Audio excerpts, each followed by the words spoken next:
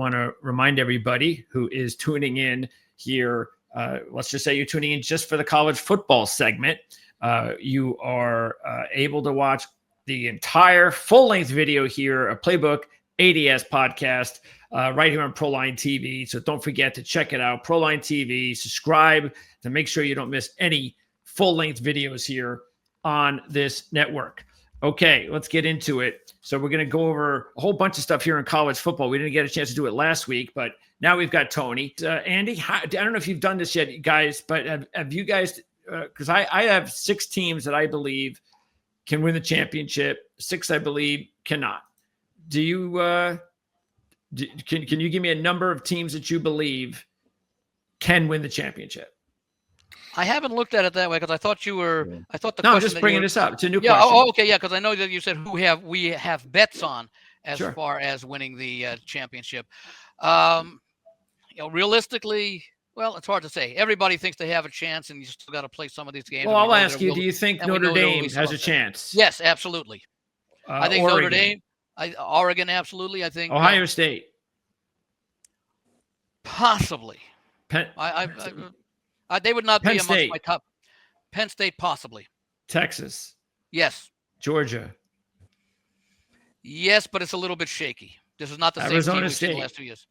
I think they're playing well enough and played in a major conference and performed exceptionally well all year. Yes, I think they do. Boise. Probably not. Clemson. Probably not. Indiana. Probably not. SMU. Probably not. Tennessee. Possibly. Tony, do you agree with what do you agree, disagree with any of that? I'll just go with 10 of 12, make it simple. 10 of 12. Wow. 12, okay. I love it. That can't make it. That can't make it. Look, 10 of 12 that can win. That can win, he's saying. Oh, yes. 10 he's all in, baby. Really? The reason why I'll say this is because 4 are already 2 wins away. Okay. Right. So who can't make it? I will say that the 2 long shots for me are Clemson and SMU. Wow. I think SMU's program depth isn't quite there yet. And I think Penn State wins that game at home. And Clemson, I mean, they're working with Maffa at 70% as a running back against a team that's going to stop the run. So you're one-dimensional in front of 100,000 people. So okay. Bracket time. Let's go ahead. And again, all we're going to do is basically we're going to go through the brackets and you guys give your thoughts and I'll write them down. I'll hold everybody accountable here. So let's start first of all with the first game, Notre Dame, Indiana. This is the game that's going to start it all on Friday night. And it's in South Bend. So you love the fact that you got this little in-state mini rivalry going on here. But that's awesome. These are the games you want to see in the playoffs. Notre Dame is what? I think they're still about 7.5 as far as the line is concerned. 7.5. Yeah. 7.5. Yep. So that's the line is money line's a little over 2. Okay. Andy, who do you like to win the game? I like Notre Dame. I'd like to make a case for Indiana. They haven't played a very tough schedule. When they stepped up in that one game against Ohio State, while they were competitive for a while, they ended up being outmatched. Notre Dame, of course, played a very varied schedule, not being a member of a conference. They had that one slip up in week 2, that 16-14 loss to Northern Illinois, and then they just continued to just play and win by huge margins the rest of the way. Now, I will say that both teams played Purdue, the third part of that Indiana FBS trio, and they actually both have very similar statistics. I think Notre Dame won 66-0, and I think Indiana won 66-7. I think the total yards allowed to Purdue or against Purdue, the total yards gained were very similar. I don't think there was a big difference in the total yards allowed, etc. So statistically, in that one game against arguably, a big rival for both because they're within the state, showed these teams to be even. I just think that right now Notre Dame's roster is a bit deeper, a bit more experienced. I've liked the job that Marcus Freeman has done. Don't know how the effect of a contract extension will do. That's not always necessarily a good thing, except for him, as far as the team's focus. But this is a team that's been very focused much of the year, and I like them to advance, and I actually like them in this game to cover the 7.5. All right. Yep. Notre Dame has covered 8 straight games, so keep that in mind. Meanwhile, Indiana, you mentioned that Ohio State game. The 2 toughest opponents they played this season, basically, they dropped both spreads 0-2. Yep. And that was actually the 2 worst games Rourke played this year. Rourke did not play well against both teams, and now he's got to step it up at Notre Dame. Notre Dame only has the number 2 pass defense in the country. Actually, Ohio State is number 2, Notre Dame number 3. All right, Tony, who do you like? I like the first half under, and I like the full game under, and that is going to be my big bet. Well, sidewise, I think Indiana can play with them, so I would take the points. But I'm not as gung-ho on that as I am the low side. It's going to be the feel-like weather, 13, 15 degrees. Yeah, some it's awesome. wind, Little snow. wind, little awesome. snow flurries, 2 Indiana schools. Notre Dame is not going to dominate you offensively unless you can't handle them up front. I mean, that's really long runs and stuff. I mean, obviously Riley Leonard can beat you with his legs. I trust his legs more than his arm. It's going to be cold weather. So I mean, this game does favor Notre Dame, but I like Rourke too. Liked his brother when he was in school, and now I think he's hanging around that CFL, NFL third string type area, and I have been a big believer in Indiana despite their lack of strength of schedule. And I liked them against Ohio State to cover, and they were in that game until the 2 special teams blunders at the end of that first half where it was a muff punt, basically set them up, and then some other nonsense. You can't do that against teams that are better than you. So if they play a clean game, I think that they'll hang around. But I just think this is going to be a cold weather game where it's the first of the 12-team field CFP format. I expect it to be scoreless in the first quarter, halfway through. And then you've got a first half under of, I believe, 24.5 to 26, depending. I saw that the final number right now is hovering around 51. I think we get a 17-13, 20-13, max 24-17 game. So I love the under. Out of all these 4 games, it's the one that I will touch more significantly than the others. All right, so under first half and total. And full game. And who's your bracket pick? We'll say Notre Dame survives at home. Okay. But I would take the points with IU. Okay. I'm going to go ahead and take Notre Dame for both. I also think what's important is just from what I've seen this year, and that is the fact that, remember, all of these top players from Indiana, a lot of the top ones came from Group of 5. Rourke, Mack, James Madison. Matter of fact, a lot of these James Madison players were FC recruits. So they have done really well for Indiana. But I think that's where, and when you match them up against the better teams and you see them just getting overmatched, that's what worries me about this. You would think that they've been down that road, so it should be better, more experienced the third time around. But I just think they're going to be in the cathedral.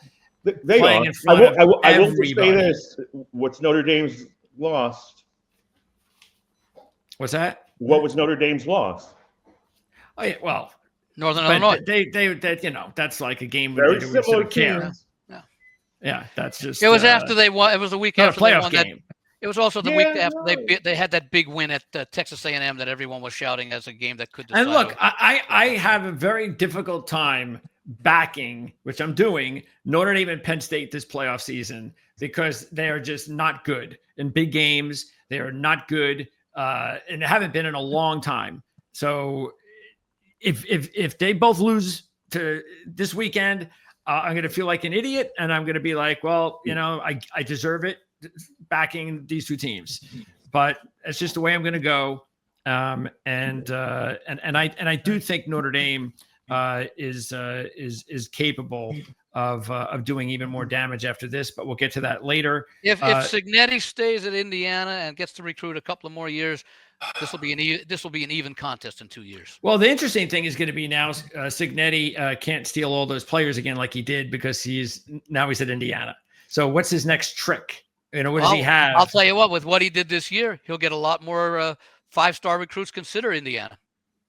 Well, that will be important if he is. Well, he just needs the 4s and the good 3s, really. Yeah. But he'll be able to convince some 5s to consider now too. Too bad he's old. It's never being thought. Yeah. That's too bad. I didn't realize how old he was until I checked. I was like, geez, it was like in his 40s. He'd be like an NFL prospect. But he's near the end of his road already. All right. And then we've got the first game on Saturday, Penn State and SMU. Andy? I like Penn State. I like them to cover in this game as well. I know it's big game James, or not so big game James, as the case may be with Franklin, but this is a quasi big game because the big games come up as you advance further into the tournament, and thus I don't know that this is the one where he gets eliminated. It might come a little bit further down the road. I think I said before that I didn't like their chances to win the whole thing. They didn't play a tremendous schedule. Their 2 losses were to the 2 best teams that they played, albeit a 1-point loss to Oregon, and then that 7-point loss to Ohio State. So they've been competitive. I just think SMU is stepping up in class. I think they showed some of their vulnerabilities, and to their credit, their resiliency in falling behind. They were 17 down in the championship game against Clemson, and then rallied to arguably send the game into overtime, but for the kick return that set up the winning field goal at the final moments in the ACC title game. But that resiliency, I think, was also what enabled the committee to take SMU over perhaps in Alabama or South Carolina, whoever you want to say was next. They say it was SMU and Alabama. But I think it's a step up in class. And as much as I'm not a big fan of Franklin in important games, not necessarily big games, but sometimes they're one and the same, I just think they have the talent. Playing at home, I'm guessing it'll be a whiteout crowd. Well, maybe not that early in the day, but unless it's overcast. But nonetheless, I just think it's too much for SMU. I think if there's a team that's going to make a mistake, it's more likely SMU. I think Penn State's defense will be able to control that the offensive attack of the Mustangs. Yeah, definitely keep an eye on the weather situation there as well. Because remember, SMU is coming from Texas, and it's usually a lot warmer than colder. So the conditions definitely can come into play to favor Penn State in that one. Tony, by the way, do you have a pick on the game, Andy, at all in any way? Yeah, you said Penn State. Penn State to win and cover. No. I'm sorry. I had the mute down the first second. Okay. And what is that? Yeah, what are they? 8.5? 8.5 right now, I think, is what I'm saying largely. Yeah. Tony? I'm with Penn State on this one too. Tough environment to trust SMU in. I'm looking, their toughest road game was Louisville. I mean, they won at Duke, they won at Nevada. And that Nevada game, they were down within inside the final 8 minutes or so. They stole that game. And the Duke game, they had 6 turnovers. Correct. And so, I mean, the Clemson comeback was impressive, and I was certainly rooting for them at the end, just because to keep Alabama out. But the fact is they got down to a team that really lost its best running back in game, and we'll talk about Clemson next. But basically had a one-dimensional offense against them that were just trying to kill the clock, and then Jennings played really well to knock that up, and Clemson went into Clemsoning mode. I think the whiteout isn't in full effect this weekend, even though it's a day game. And it's just going to be a tough environment. So long as Aller stays healthy, I just think there's too many weapons on both sides of the ball. I have no problem saying that Penn State should win by 2 touchdowns.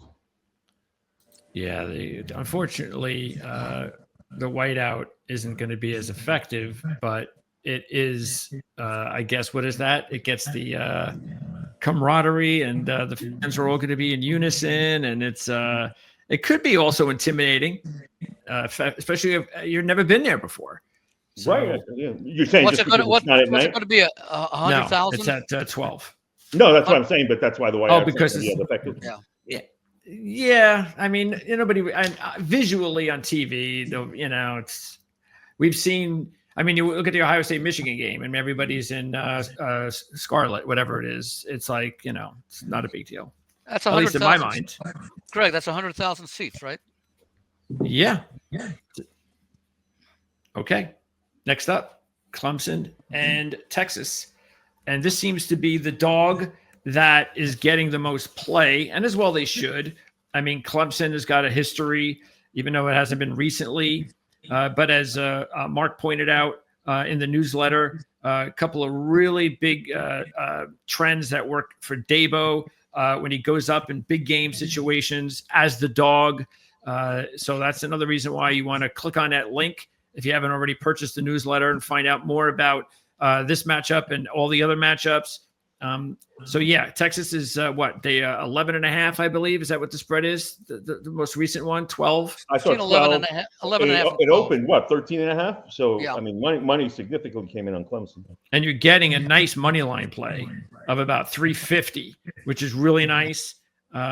Look, I think we saw some issues in the for Texas in the SEC championship game. What's going to be important? I don't know if you guys have heard yet whether Banks is going to play. We don't know yet. Okay. So that is huge because their offensive line was toast. Georgia manhandled and Clemson. That's a big strength for them. TJ Parker has been awesome down the stretch as an edge rusher. So keep an eye on Banks.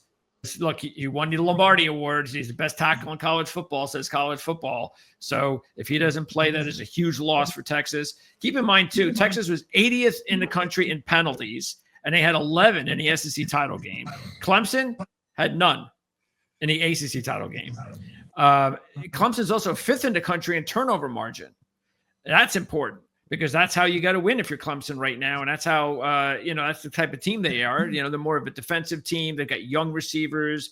But as you said, Tony, and I'm going to start with you on this side of the bracket, the condition of the running game for Clemson is basically going to be non-existent outside of the quarterback.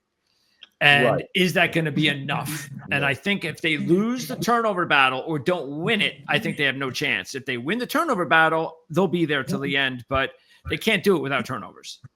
Right. I mean, you basically have to play from ahead to survive this game. And so I would not mind maybe a first half over because I think Klubnik's got to throw from the jump.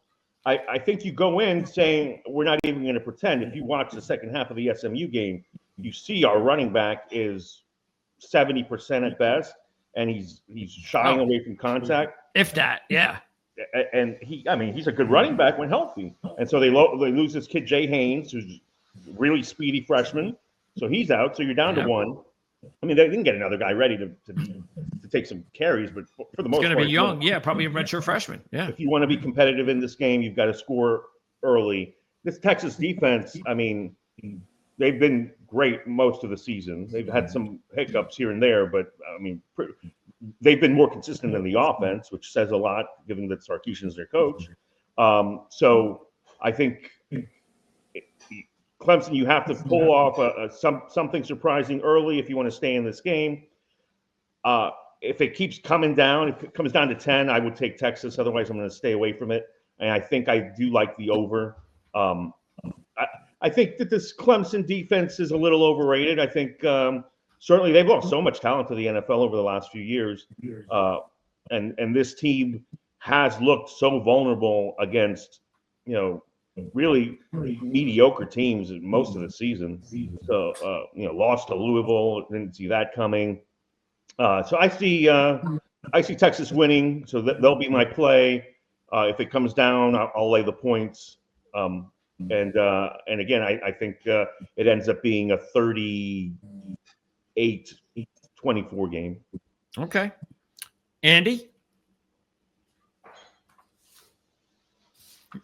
Mute button.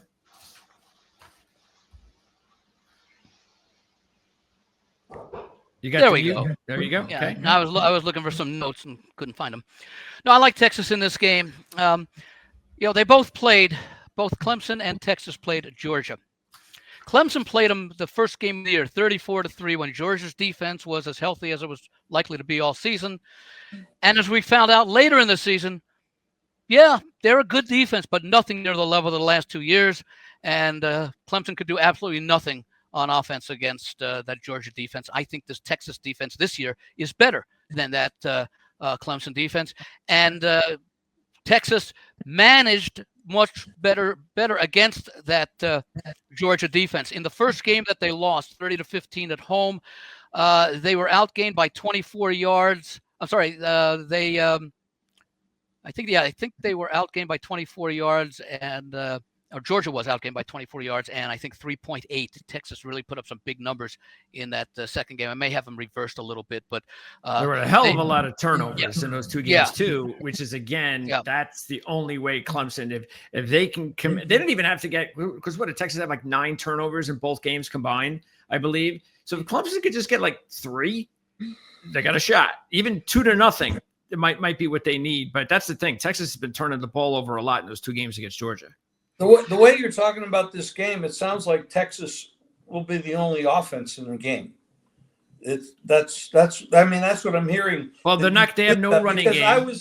What I was given here by this one person that plays a lot of college totals, he gave me the under. And what you're describing is Clemson doesn't have enough offense to score with Texas, which Tony said lay the points. Even Andy said lay the points. So it sounds like this could be like that 38-3 kind of score. Well, I don't think so. I mean, I'm taking Clemson to win the game. Oh, you are? Okay. I think there's going to be one team, especially with such inconsistent play. Now, look, what might happen in this playoff is all the favorites win. And, we get the same thing in college basketball. Once you get down to like those last few teams, all the favorites usually win. So maybe that's what's going to happen here. But I just kind of believe that there's going to be one long shot that's going to make a little bit of a run. And so the team I'm going to go with is Clemson. And I think there's the experience factor. I've got Dabo going up against Sark. I'm not a Sark guy. So I think Dabo wins that every day. Again, I know there's no running game. I completely get that. But the quarterback Klubnik is playing lights out right now for Clemson. He also can run the football. Another thing I was going to say, another thing I wanted to mention, Sark's been here before. They were in the Final Four last year, so they do have that experience. They've got the 2 quarterbacks. I think that matters a lot. Clemson has rebounded from what was last year. I think the first time they hadn't won 10 or more games in like a decade or so. So they rebounded nicely. Yeah. But I also respect the SEC, which I have rated almost a full touchdown better than the ACC as a conference as a whole, largely due to the strength and depth of the SEC, especially at the top, and that it includes Oklahoma, who I bashed a little bit earlier, but they came over from a solid program in the Big 12, and of course Texas came over as a defending Big 12 champion, so I think that just strengthened what was already the best and deepest conference in football. How much that's going to mean in this one game, I'm not sure, but I generally, in games like this, I prefer to go with the better defense, and I think here it's hard to argue that Texas's defense all year against better opposition is clearly the better defense. They were number 1 in the nation. They allowed just 4 yards per play, not 4 yards per rush, 4 yards per play, and I think it was about 2.9 yards per rush, and I think a ridiculous 8.6 yards, not per pass attempt, per pass completion. That's extraordinary. Yeah. That's why, I think it'll be an under game. I'm not a total guy, but again, I can't see Clemson scoring a whole lot of points unless they get set up on turnovers. They're not, if they run the ball, they're just doing it just to be honest. They're not going to gain much. But then again, if they get those turnovers, they're going up against an outstanding defense. So maybe if they're in good field position, they settle for field goals rather than touchdowns. I don't think they're that inept, and I don't think Texas' defense is that good. I might be wrong. The numbers say otherwise. The other thing to consider is Texas hasn't played anybody this year. The 2 teams they played were Georgia, and they lost both games. Who's Clemson played besides Georgia? But I'm not a 12-point underdog, a favorite. I think, and this is why I'll say that I lean over, is because I think Dabo's got to roll dice. You might be right. I'm a total guy. So don't listen to me. But again, I'm just going on the fact that, and even if Texas wins, my bet's going to be bracket wise is whoever wins this game is going to the semifinals. I'm just not sold on Texas. And Quinn Ewers, there's something wrong with him. You can see it. There's no question. The yards he's putting up is mostly like if he throws it deep, guys wide open. He's throwing it short. Receivers are making big plays. There's no gun in the arm anymore. If he's struggling, and let's say has a turnover, by the middle of the second quarter, Manning comes in. That's going to be the interesting thing. I think you have to pull that trigger if you're Sark. I've watched Ewers a lot over the last month plus. he was great against Florida. You could really see him find the rhythm, and he was throwing to spots, and it looked like, okay, this is why this guy is hyped. Yeah. And against most other teams, he just, there's something that's off. Yeah. But yeah, I mean, like we're in the playoffs now. There's no time to. You can't hold anything back. Yeah. Nope. To massage egos. If he's not feeling it, you got a very capable man backup in Manny. Also, I think that, sometimes, and this could happen to any of these teams this week, being at home could end up being an issue. If you don't have a comfortable lead in this game going into the fourth quarter, I think the home field is going to be working against these kids. They're young kids. Everybody's watching. You're the favorite. You're supposed to win. The pressure is going to be on. Now, I'm not saying that's going to happen in this game, but one of these games is definitely going to happen. So keep that in mind. The pressure is going to come down on one of these teams. And I'm just, like I said, I just think there's going to be I think either the 10, 11, or 12 seed. I don't count Tennessee as a long shot team. But SMU, Indiana, Clemson, I believe one of those teams is going to win. And so I'm going to roll the dice with Clemson. And there you go. So let's now move on quickly because we're going to update these as we go along. But I'm just going to get everybody's just quick take here as far as the bracket because, you're in bracket contests and things of that nature. So we have one more to go, Tony. And then we're going to run through the rest. Tennessee, Ohio State.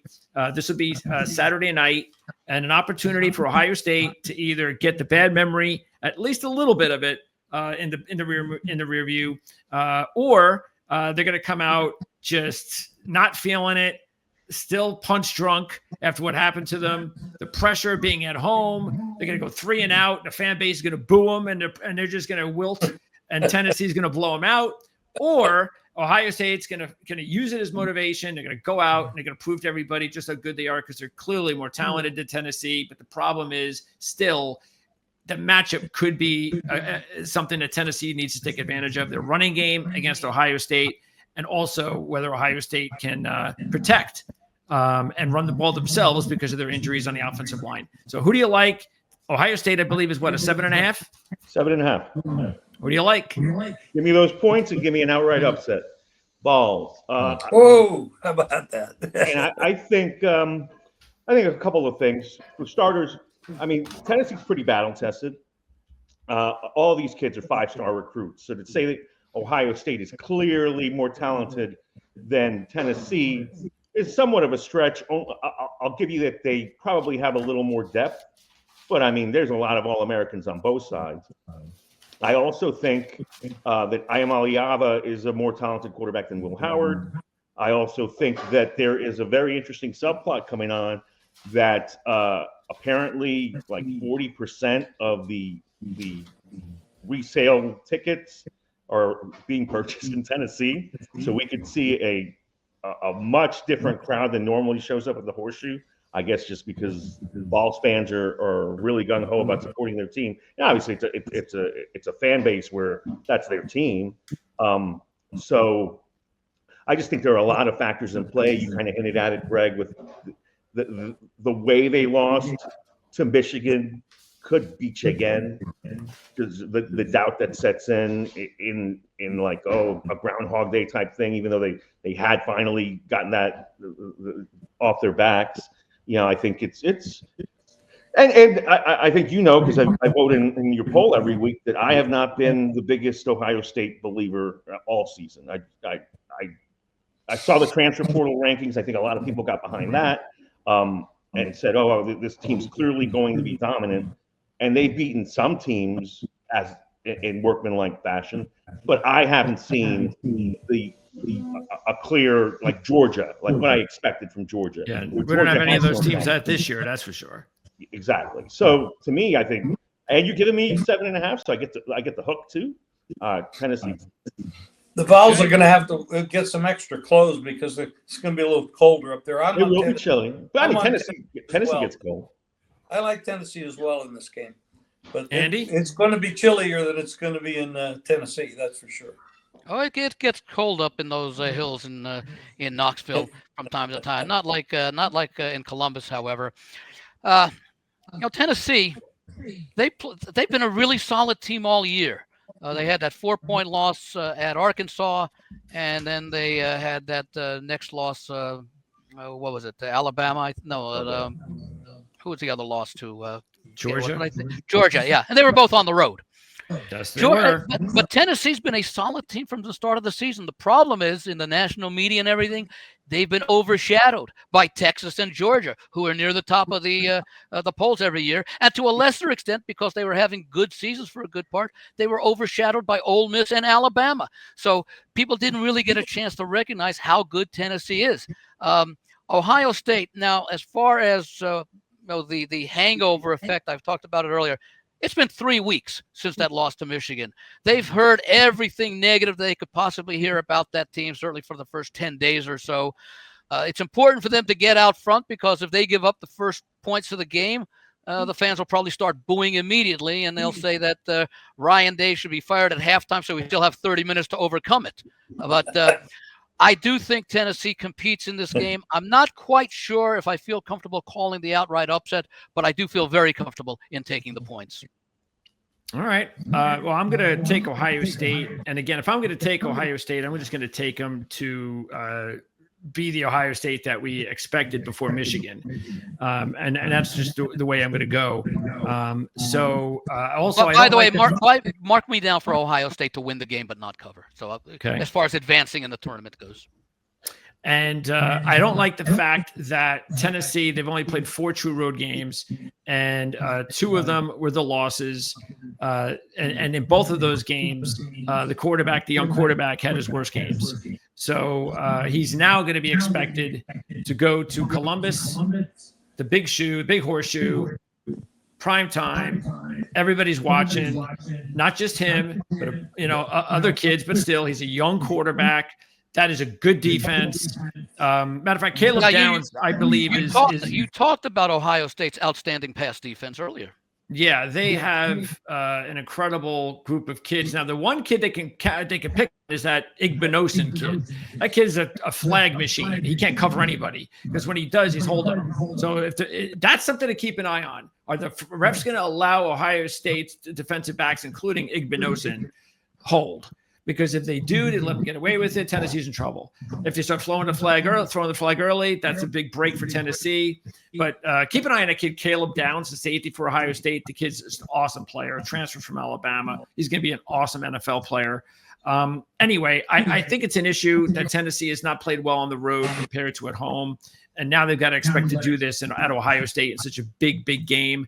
So I'm going to go ahead and take Ohio State, and I'll take them to cover as well. But Andy, I think you're the only one that's going to go with Tennessee to win and Ohio State to win and Tennessee to cover. Okay, so let's just quickly go through the rest. Andy, who are you going to go with? Texas, Arizona State? Boy, I like both teams. I have a future ticket on Arizona State at, I think it's now 50-1. I think I misspoke last week. And I also have Texas as part of the field against Ohio State and Georgia. I'd like to make a case. I want to see what the line is in the game. I'll probably look to play Arizona State plus the points. But I think just a win. Yeah, but I'm saying, but I have to take Texas to win the game. Okay. Ohio State, Oregon. Oregon. Andy. Yeah, Oregon. Penn State, Boise. Penn State. Notre Dame, Georgia. Notre Dame. Tony, Texas, Arizona State. I'll say Texas wins. Now, Tennessee, Oregon. Is that game a Fiesta Bowl game? No, it's a Peach Bowl. Okay, that's Atlanta. All right. All right, good. Tennessee, Oregon. Oregon. Penn State, Boise. We'll say Boise breaks through. And Notre Dame, Georgia. Georgia.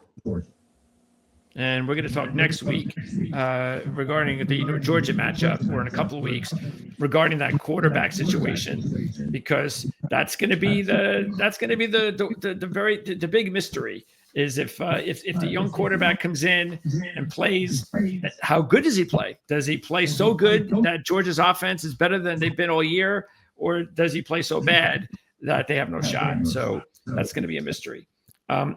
Okay, I'm going to go Clemson. As I said, I'm going to take Clemson in the semis with Oregon, and Penn State and Notre Dame. I'm going to agree with you, Andy. So let's go ahead and wrap that up. Semifinals, Andy, you have Texas, Oregon. That's who they'll be playing. I will go with Texas. Wow. And Andy, you have Penn State, Notre Dame. Notre Dame. And who's your champion, Andy? I'm going to go Notre Dame. All right. Look at Andy going with the Irish. I like it. Tony, Texas, Oregon. Ducks. What'd you say? Ducks. Okay. Boise, Georgia. Georgia. Winner? Ducks. I'm Team Dylan Gabriel. And I'm going to be the same. I'm going Oregon and Penn State, with Oregon winning the championship. So there you go. We got 2 Oregons, 1 Notre Dame. Obviously, we'll talk more about this every. In other words, you've got Oregon beating Penn State twice. Yes, I do. Yes.